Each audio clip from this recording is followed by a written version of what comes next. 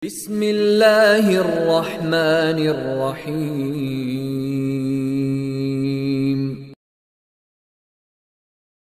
Kenapa orang-orang Yahudi ini diberikan contoh oleh Quran sebagai al-maghdum alaihim? Karena riwayat-riwayat menunjukkan setiap kali mereka diberikan informasi, kemudian diberikan kenikmatan, itu selalu diingkari. Selalu diingkari, ya, ingkar terhadap nikmat Allah Subhanahu wa taala. Saya beri contoh begini. Misal, mereka sudah mendapatkan nikmat dari Allah, dibebaskan dari kejaran Firaun. Bahkan Firaunnya ditenggelamkan, Pak. Itu di depan mata mereka. Dia begitu bebas, ya mereka berkata, bagaimana kita ini di belakang dikejar? Lalu kemudian dengan izin Allah Subhanahu wa taala dijadikan laut itu terbelah dua dan kita tahu bersama ditenggelamkan. Itu di hadapan mata mereka. Belum kering kakinya basah dengan air laut, keluar dari situ. Alhamdulillah, Firaun telah hancur, Firaun telah musnah. Jalan mereka, kalau dengan bahasa singkat. Tiba-tiba di jalan mereka berkata, Musa, kamu enak yakin dengan Allah karena lihat Allah. Kalau kami tidak pernah lihat Allah, bagaimana bisa yakin? Kami nggak mau yakin kepada Allah sebelum kami lihat Allah langsung. Ya, Quran surah kedua dari ayat 55-nya sampai ayat 56. Ya. Wa idh qultum la ya Musa lan nu'mina laka hatta narallaha jahra. Musa, kami nggak akan percaya sama kamu deh sebelum kami lihat Allah tanpa perantara. Anda bisa bayangkan, padahal sebelumnya tongkatnya dipukulin begini, terbuka juga begitu, Firaun ditenggelamkan, masih belum yakin juga. Mereka katakan, kamu sih enak lihat Allah, kita enggak. Bagaimana kita bisa yakin dengan Allah? Kami pengen lihat Allah tanpa perantara. Maka turun ayat mengatakan, kalau pengen lihat, jangan dulu lihat Allah, lihat aja dulu kemudian gunung di situ. Ya, kalau dia bisa melihat, kemudian dia bisa lihat Allah. Tapi kalau gunungnya hancur kemudian, ya, dan mereka tidak bisa melihat, tandanya dimensinya terpisah. Ya, maka kemudian Allah firmankan kepada mereka, fa akhadhatkumus sa'iqatu wa antum tanzurun. Lalu kemudian tiba-tiba datang petir menyambar ke gunung tadi, hancur semuanya, terlihat oleh mereka. Dan mereka meninggal seketika.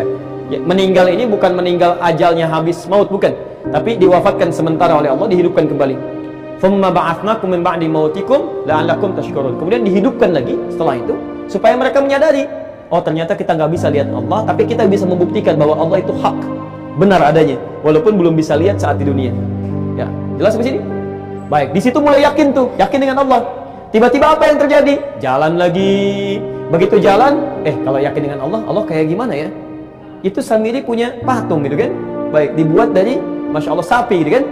Jadi begitu Musanya minta izin untuk mendapatkan wahyu dari Allah di Bukit Tursida, Harun menjaga, lihat orang-orang sekitaran menyembah sapi, buatan Samiri gitu kan? Tapi begitu dibuat seperti itu, pengen dibuatin. Musa sih enak, bisa lihat Tuhannya seperti apa, kita nggak bisa lihat. Kalau kita nggak bisa lihat, walaupun kita yakin ada Allah, bagaimana kita bisa menyembah dengan baik? Tolong dong, buatkan seperti mereka bisa buat. Udah ingkar lagi tuh. Yang paling menarik, datang Nabi Musa. Ya, pulang dari situ, marah beliau kan, sampai kemudian diminta tobat, sampai yang ngayel diminta bunuh diri. Ya, dibunuh dirinya untuk menunjukkan tobatnya kepada Allah. Ya, saya persingkat. Begitu selesai ini, apa yang terjadi? Diampuni kesalahan mereka oleh Allah, sisa-sisanya difirmankan oleh Allah untuk pergi kemudian ke satu tempat supaya bisa hidup dengan nyaman di situ. Ya, datang kemudian di daerah Palestina, yang Palestina sekarang sebagiannya dijanjikan untuk mereka masuki.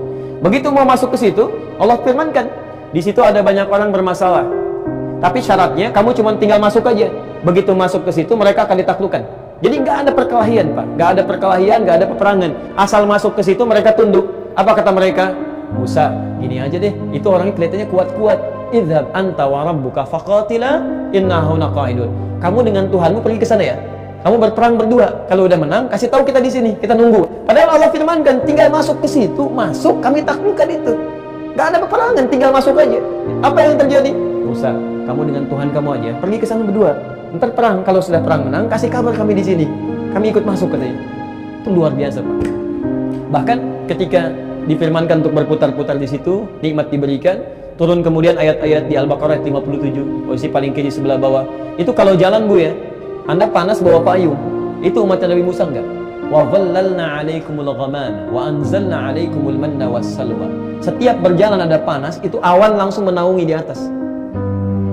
Setiap pengen manisan tinggal ngambil, pengen madu tinggal ngambil. Apa yang terjadi? Masih minta kepada Nabi Musa, pengen yang lain, yang ini bosan katanya. Ayat 60-nya, ayat 61 maaf, ayat 61 posisi paling kanan sebelah bawah di pertengahan. Ya.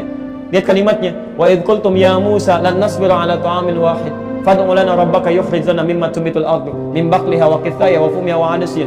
Masya Allah, Musa, kami nggak bisa dengan yang ini nih, bosan, cari yang lain. Mintakan sama Tuhanmu, kami pengen menu yang variatif. Sampai saking kesalnya Musa, kata Musa, idhabu misrang, sana balik lagi ke Mesir sana. Udah dikeluarkan dari Mesir, minta yang macam-macam, kata Musa saking kesalnya, balik lagi sana ke Mesir. Berenang sana kalian semua. Saking kesalnya. Di Anda bisa bayangkan ada umat-umat. Jadi mereka ini tahu Allah. Tahu. Makanya sampai sekarang coba cek ya, siapa Tuhannya orang Yahudi? Gak ada, pernah nggak Anda lihat misalnya Yahudi punya Tuhan begini? Gak ada kan? Mereka cuma meratap di dinding ratapan itu kan? Ya tanyakan siapa Tuhannya?